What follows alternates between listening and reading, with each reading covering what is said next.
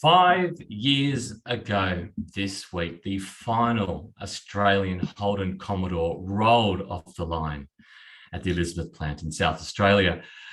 That's our topic for today. It wasn't just the last Australian-made Holden, it was the last Australian-made car. Ford's Falcon rolled off the line a year earlier. So what has changed? Why did it happen? And how did it completely change the automotive landscape forever? Welcome. I'm CarsGuide Senior Journalist Richard Berry. Our usual host, James Cleary, is away. It's hard to explain. He's part of this boxing troupe which travels around Australia. Basically, nobody's managed to knock him out. Fingers crossed. Hope everything goes well, JC. He'll be back next week. But joining me on the podcast panel is our EV guru, Tom White. Hello. And the most feared man in automotive journalism, Stephen J. Ottley. Ahoy, hoy. I don't know if your middle name is Jay. I just put it in there. It sounds cool. It is also, also this week, we're going to be covering off the news, things that have happened this week. There's an electric Ford Ranger coming, possibly. But we also have some more firm dates on when the actual Ineos Grenadier will be landing here too.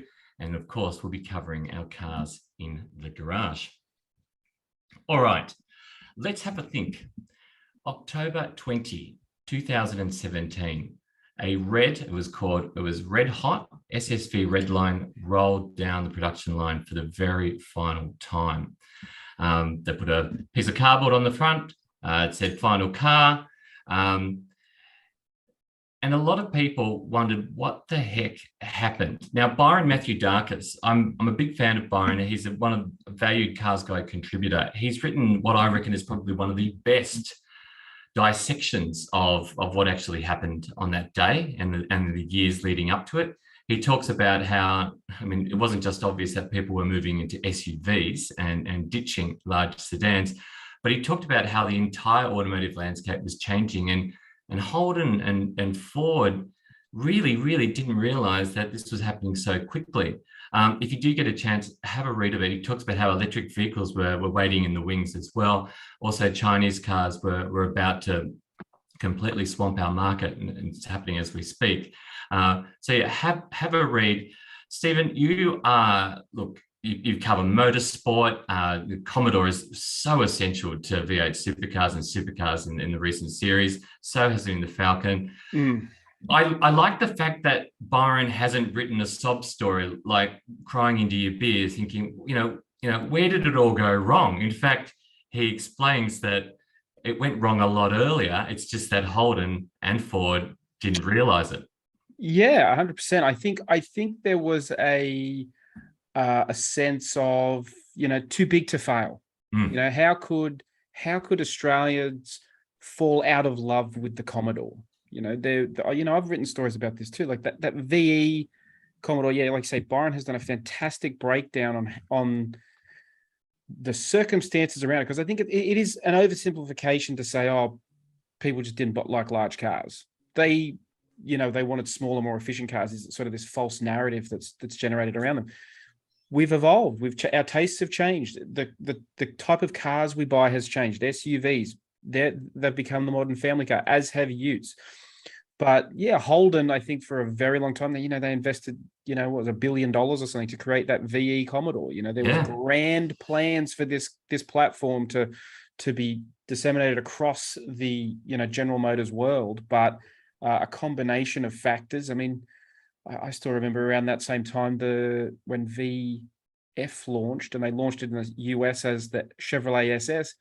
The dollar was at parity, above parity with the US, which just destroyed the benefit from General Motors' point of view. You've just lost all the financial advantage. So it was a perfect storm of problems, but certainly some of them could have been foreseen. Some of them, they could have taken some action, but would it have saved the Australian car industry? I don't think it would have. There's rare scenarios in which somehow that you can make that survive, and they're probably not palatable to the consumer audience. Yeah, look, Byron points out that Holden was so at a loss as what to do. They thought that what we needed was another large sedan. So they rebadged an Opel insignia and brought it to Australia as the Commodore, when it was kind of like, no. There's a reason why people aren't buying it, right? Yeah. And he talks about how Ford almost went down that route too. Ford almost brought in Lincolns and things like that to try and think, oh my God, we need a replacement for the Falcon. But then they realized, and before Holden did it apparently, that it was the fact that people didn't want large sedans anymore. But no, Holden persisted.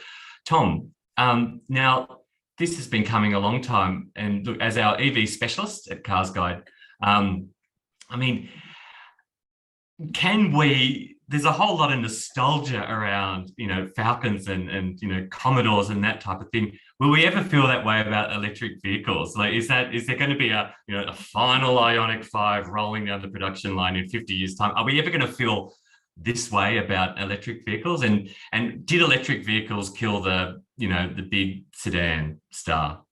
I'm not sure that it's going to be electric vehicles that are killing the big sedan. I think, as is said in the article, the customer sentiment changed away from big sedans long before that they were ultimately axed from our shores. People moved to SUVs. I think one of the most interesting things in the article is talking about SUVs and utes, and how, like, sort of the customer base, your everyday city driver is moved out of a Falcon or a Commodore into an SUV, and the people who want it for enthusiast purposes have moved into a ute, which is pretty interesting. It seems to be that really even split, but I still find it interesting that some days you talk to people and they're convinced they want an SUV, and then you ask them why they want an SUV over a hatchback or sedan, and they can't actually articulate why. I think there's a few really good reasons why you would buy an SUV. Like, it's easier to put a child seat in. The boot is has easier access because it's a big hatch. And, if you're an older person, it's easier to slide in and out of the seat because it's at your hip level, this sort of stuff. But a lot of people they're not even considering that. They just want an SUV because it's hip. Yeah, I think that's a misnomer. I remember years ago, I actually did a comparison test between SUVs and their wagon equivalents.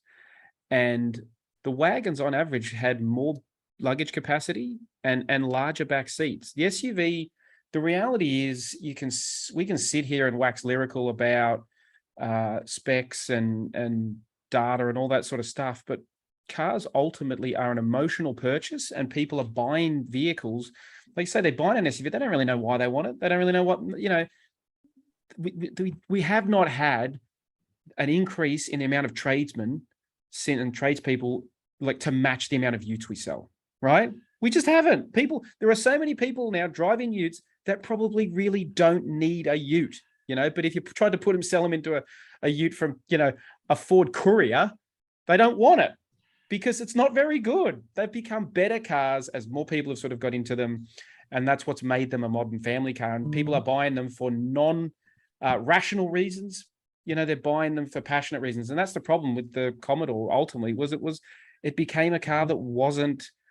It was neither rational nor passionate. Particularly that ZB Commodore. It was just I got diehard Holden fans that think Holden died when the VF died. The ZB is not a Holden. It was dead then and there.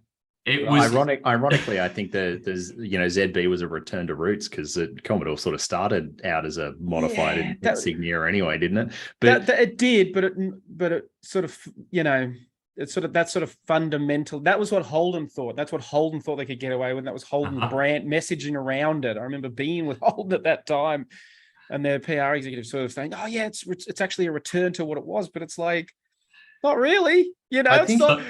I think as well, there's something interesting there about how Ford had the right products at the right time, just as manufacturing was ending. They didn't burn consumers with sort of a cynical SUV. They had the Territory, which was homegrown, and it was actually good, as opposed to the Captiva, which was neither of those things. And then you've got, the Ranger coming at the right time and being updated at the right time, and really carrying a lot of sort of favor across to the new and the cool. And, we can look at Ford now and say, okay, well, maybe people aren't buying Ford's SUVs as much, but the Ranger is, on fire. So I think, hindsight's 2020 for these brands. I think, we can dissect it all we want, but it sort of happened how it happened. I think Holden products were in the wrong place at the wrong time, and that's ultimately what killed the brand more tthan anything else. Yeah. I think the thing everyone needs to remember with this is, like I say, that, how do you, was there a way in which the car industry can be saved? It really bothered me seeing politicians, when Holden was shuttered, getting out there, and Bob Catter dressed up like the Grim Reaper and acting like it was this great tragedy. It's like, what are you doing, mate? Why are you crying over something? You're at the funeral crying over it, but you were there when they pulled the plug, and on the life support machine. The government had its opportunity to save it, and to then turn around and act like it was this, great tragedy that you just couldn't believe. It's like, well, you had opportunities. Now, the reality is, though, to save it, you probably need something like the US has, like a chicken tax, and force Ford and GM and Toyota to make Hiluxes and Rangers here, and just tax the living daylights out of everything else. But that's not really what consumers want. Taxpayers and voters would have revolted at that, right, at the ballot box. So there was no real way to save it, because if you look at, as Byron sort of lays out in his story, and if you just look at the raw numbers of it, when you get back to the actual data, the large car segment, by the time when they started designing the VE Commodore versus actually getting it into showrooms, the large car segment nearly halved. You're going from selling, you look at Hilux now, they're selling around between 40 and 50,000 Hilux a year as the best selling vehicle in the country. Commodores and Falcons, they were selling like nearly 100,000, more than 100,000 some year. So, best case, even if it had remained the best selling car, you're still doing half the volume. So it's how do you justify the cost of it? Exactly. Look, as Byron puts in his story, 95,000 VT Commodores were sold in 1998. Now, 10 years later, 2008, the VE barely cracked 51,000 units. Yep. And then by 2018, you were doing 9,000 cars sold compared to even 24,000 the year before. So they were dropping like flies. Yeah. And like that's exactly what you said, Stephen, and Tom, you mentioned this as well. The people that following the final Holden rolling off the line, people that would have ordinarily bought one as a family car went straight into SUVs, and people that wanted the performance enthusiast style Commodore Falcon buyer went and got a Ranger Raptor, or or a Mustang, or Navarro Warrior, or something like that. I've got a tweet. I've got a little comment here that's come in. It's from Owen Spark, and he says, "I have owned a string of Holdens, racking up a couple of million kilometres, driving work Commodores, travelling over 80,000 kilometres a year. I currently own a 5.7 litre WH Statesman land yacht. So reliable," he says. And then look, Owen's piped in again. He's getting stuck into it, Owen Spark. He says, here we go. Look, this is like he's a panel member. He said the ZB stuffed up with the name Commodore. I hired one in Tasmania and did 2,000 kilometres on Targa roads. I'm wondering if he entered Targa at the same time, or yep. I went out to pull it apart, but came away with respect for the ZB Went. Handled and steered well, and plenty of kit. So there you go. Owen Spark chiming in with, he's obviously a Holden man. If you're a Ford guy or girl, let us know as well. But yeah, look, and as Byron mentions in his story, the next sort of part of the moving of car culture in the car landscape in Australia is the arrival of electric vehicles. And I guess in some ways we're going to have that same sense of loss as combustion engine cars go the way of the dodo. There might be a time in 40 years where we've got final combustion car rolling down the line. I don't know what it would be. It might be a Suzuki Vitara. It might be I don't know. Could be anything. I think it might not even take that long, to be honest. I mean, you see how fast we were just talking about just then how fast large sedans and locally grown cars fell from favor. It was like literally in a 4 or 5 year period, the sales just nosedived. And I think we're seeing now the rise of electric cars finally. Like people last couple of years, based on the numbers, might have been justified in saying, "Oh, it won't happen for 50 years." Combustion is going to stick around for a long time. But now, electric cars, year to date, almost 3% of the Australian market, which is more than double where they were a year ago, and like some factor more than they were 2 years ago. So, electric cars are coming; they're coming fast, and I think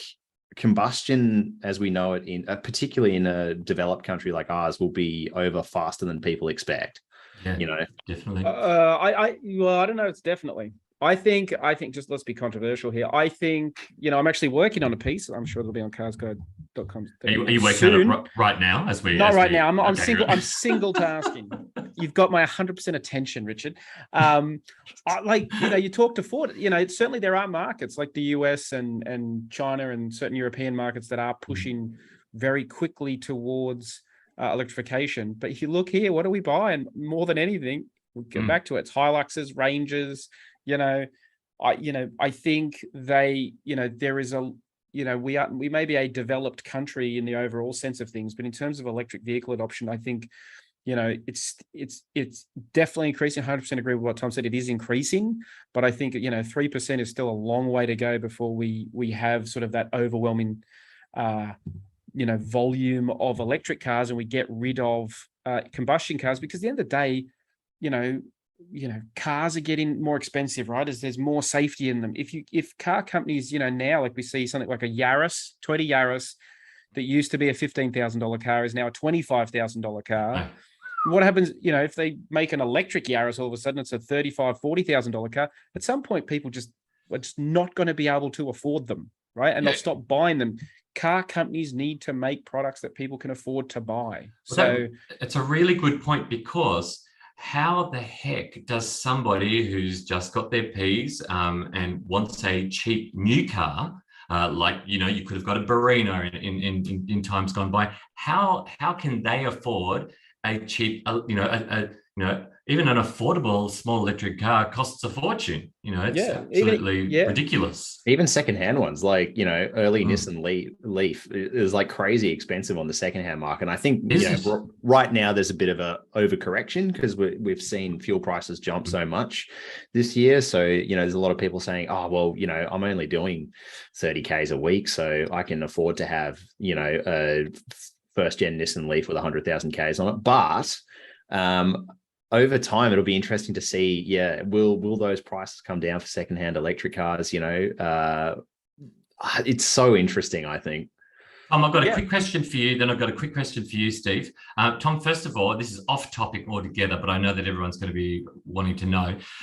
In your experience and in your mind, a secondhand electric car, who is going to buy one of those, given the fact that there's no way you'd buy a secondhand, well-used mobile phone because the battery is going to be stuffed.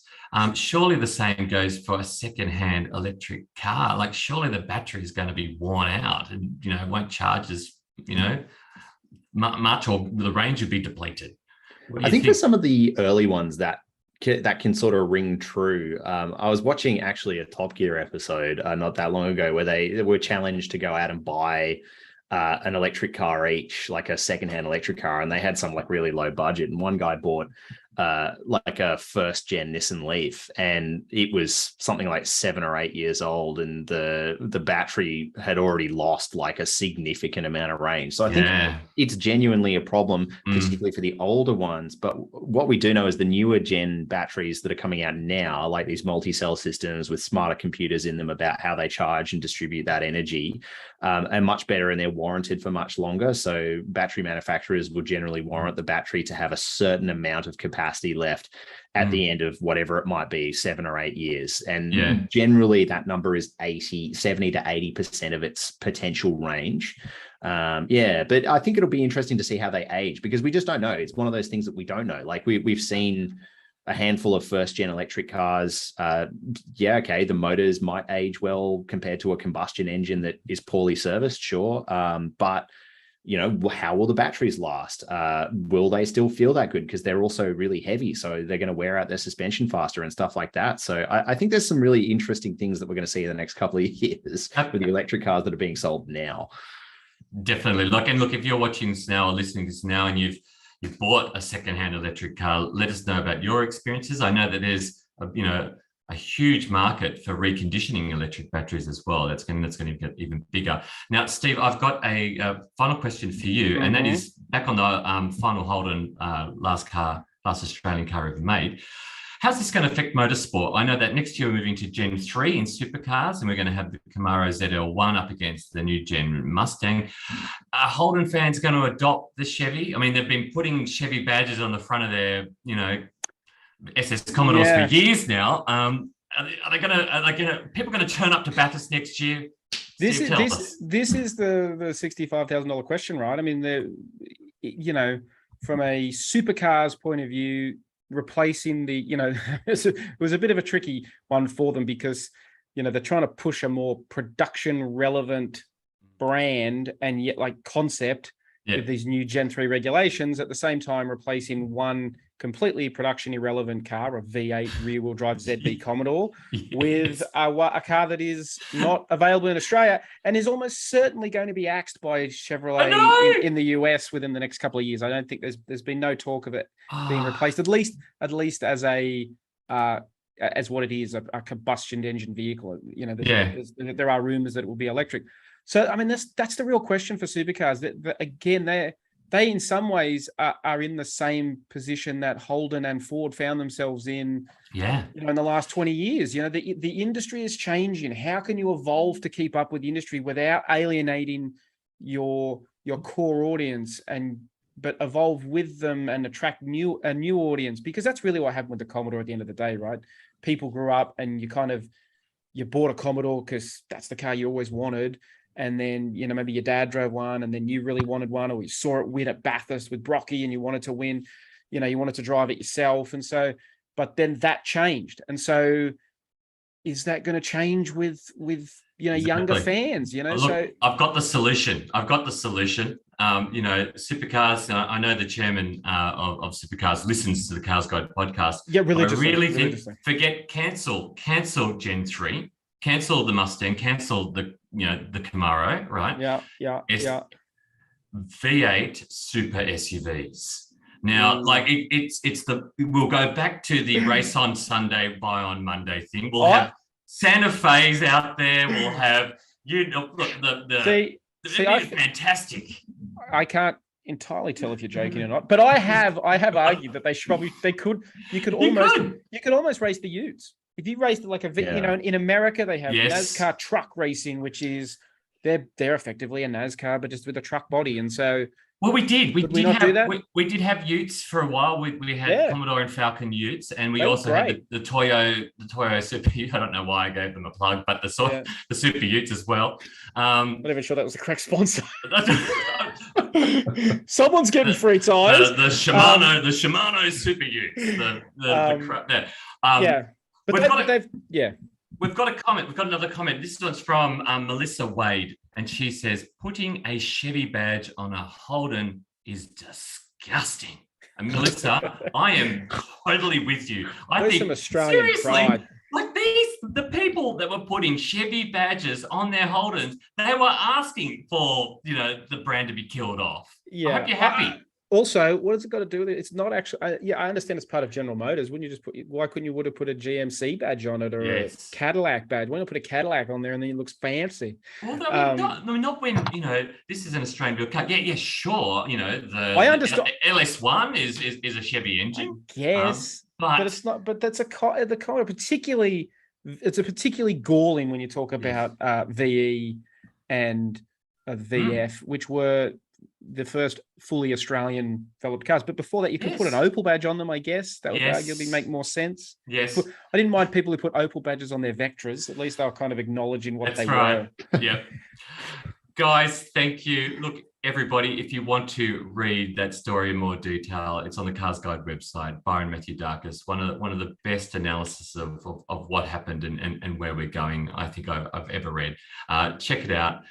We're going to head over to the news desk now. We're going to head over to the news desk now. It's called This Week in News.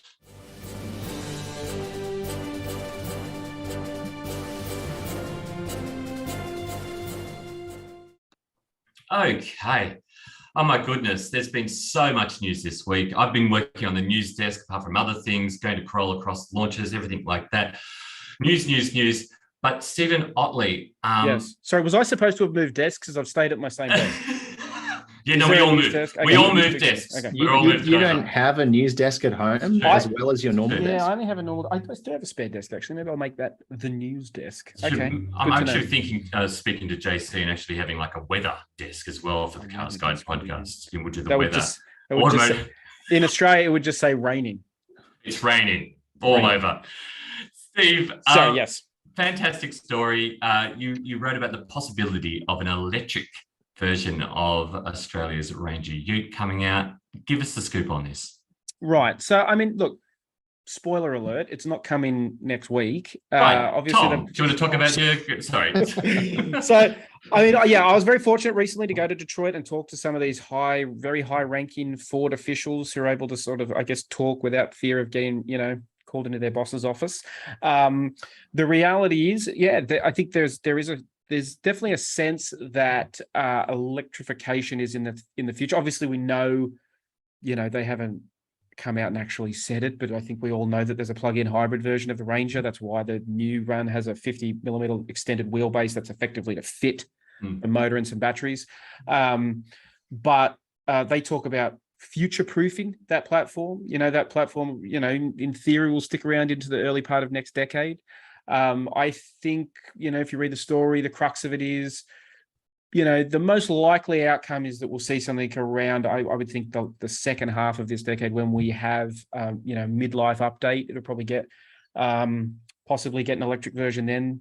But, obviously that's not locked in. But, they have said that the Thai facility, the plant that builds the car, will become an electric vehicle hub.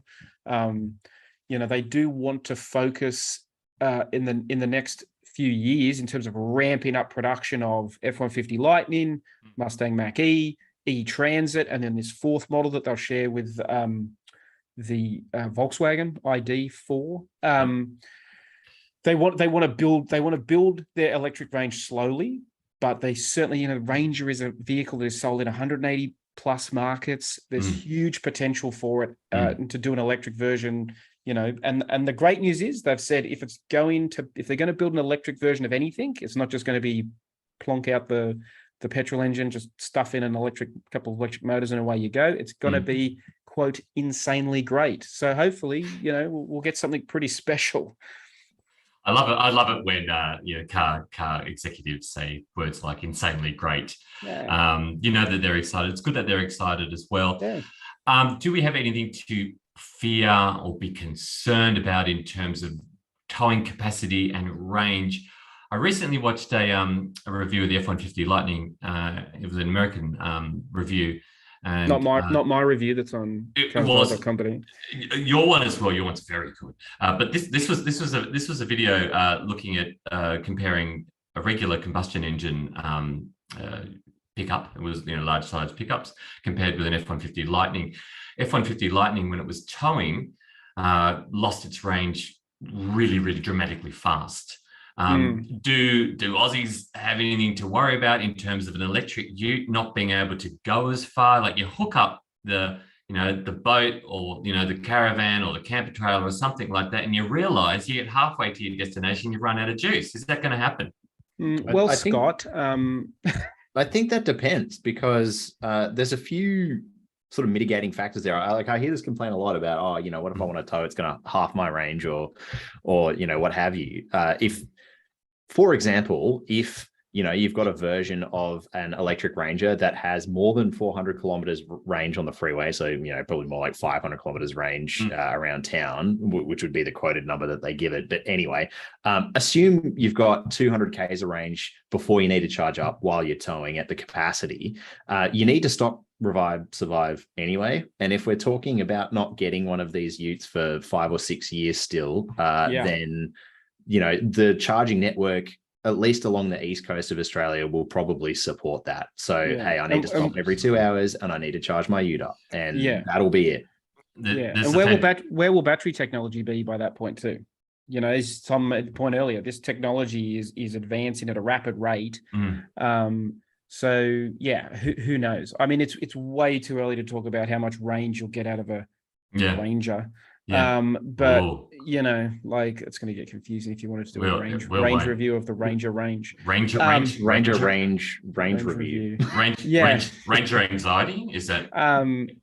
Yeah. I mean, look, obviously it's an issue, but again, like we said before, how many have tens of thousands of people started buying boats and caravans in Australia in the last 10 years, 15 years? Like, a lot of people are buying these utes. How many people are buying a Ranger Raptor and regularly doing high speed off-road driving, which is ultimately what it's designed for? Yes. So yes, you're right. But it's in the same way that, you know, we were buying these SSV Commodores and things like that, which had amazing, you know, capability, but it was about the look and about what it said to people. Yeah, how it sounded. Yes. Talking of sounds, Tom White, we're going to jump over to your news story now. You've been delving into the mysterious world of the Ineos Grenadier. Now, for those of people who are not familiar with it, and if you're not, that's completely understandable. I don't even know if it exists, but it does apparently. It's a kind of Land Rover Defender, modern version, but an old style truck, if you know what I mean. Tom, you have got some more information about when it's arriving. Tell us what you know. This is a pretty anticipated car because, you know, as we know, in the recent years at least, you know, Australians are pretty mad about 4x4s. And there's even going to be a ute version of this for those, you know, who haven't been following it that closely. But they sent out a communique, Ineos that is, sent out a communique earlier this week that was saying the first customer deliveries of the Grenadier will start in December of this year.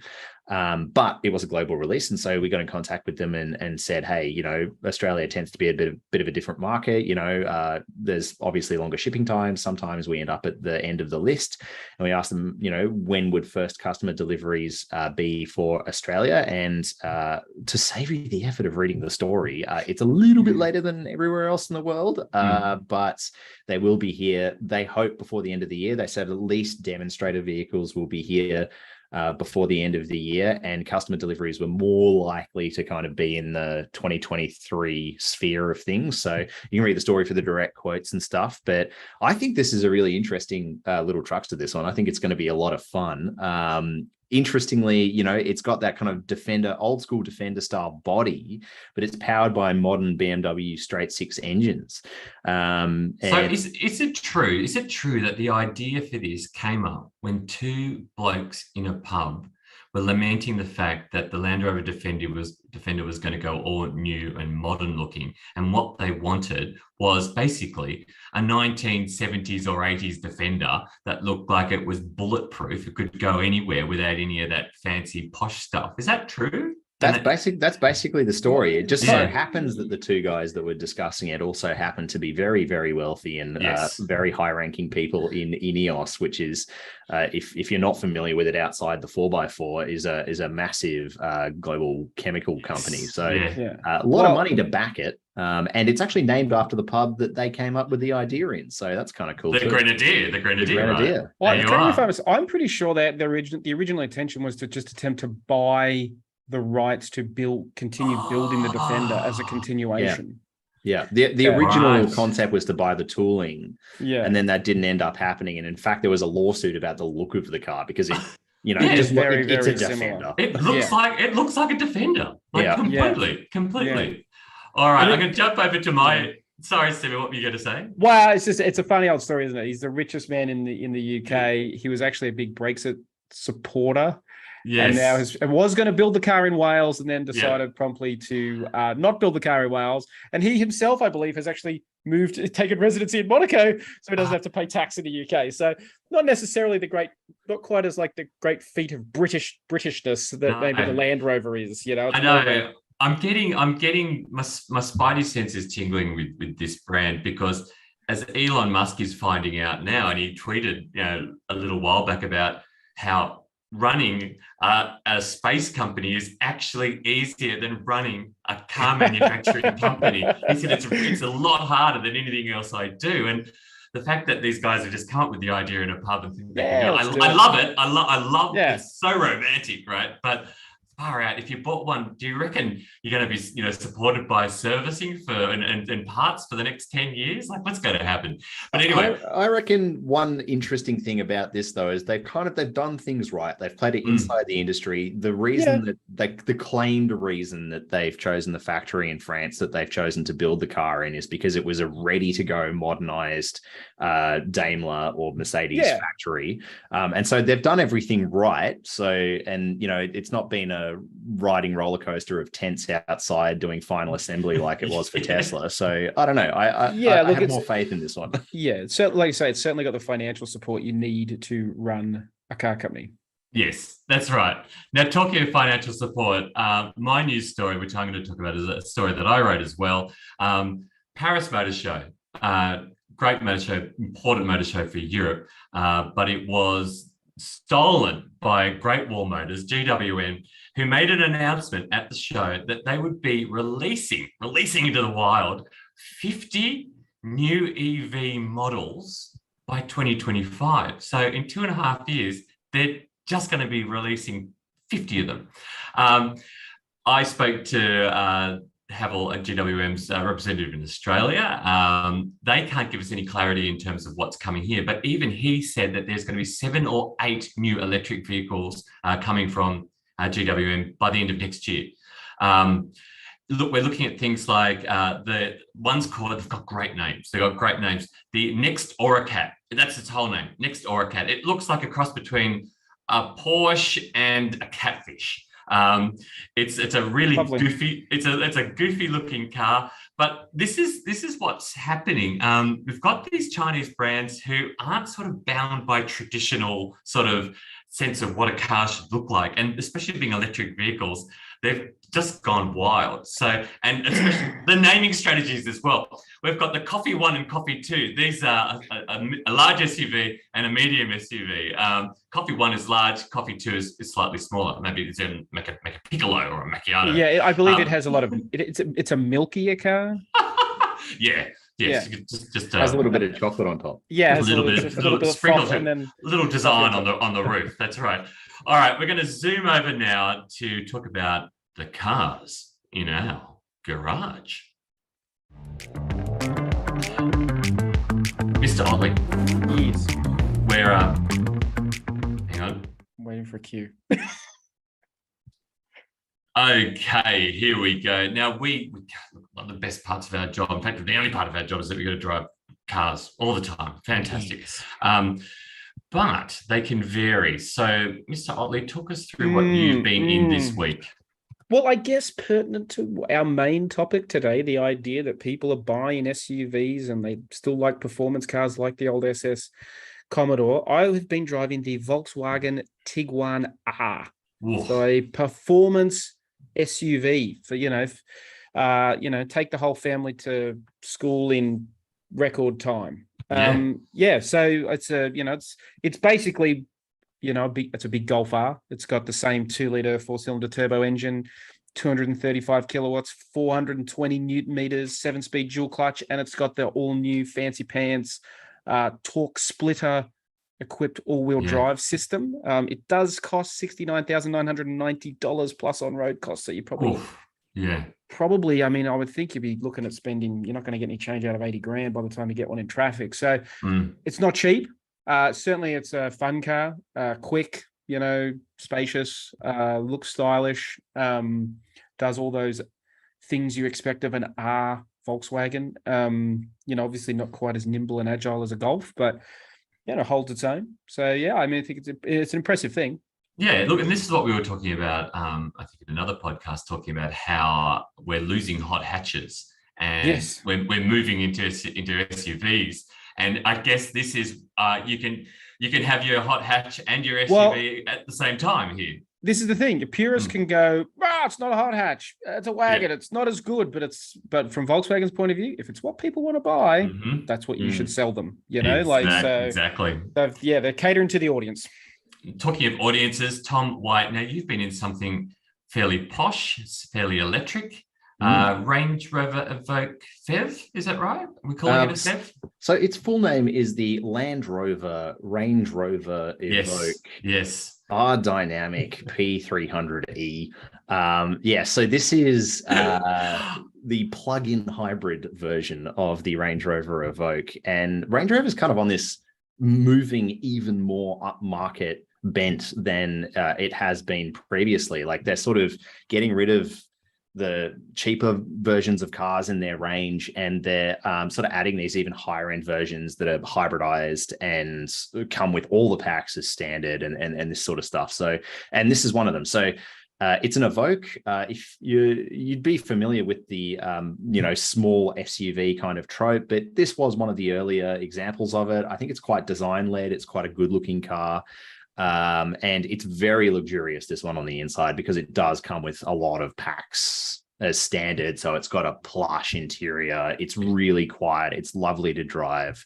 And in terms of that plug-in hybrid drivetrain, it mixes an 80 kilowatt electric motor, and it's on the rear axle, which is interesting, with a little 1.5 litre 3-cylinder turbo petrol engine in the front. The combined power output is a lot. Like it has 540 Newton meters of torque at peak and 227 kilowatts of power, so it's hugely powerful. It'll do 62 kilometers of fully electric driving from a 15 kilowatt hour battery. But the coolest thing about this car, with a plug-in hybrid, I think one of the issues is they tend to be kind of inconvenient because you have to sort of charge them up and then they don't travel very far, and then you charge them up again and they charge really slowly. But this car charges really fast because it's one of the few plug-in hybrids that has a DC charger.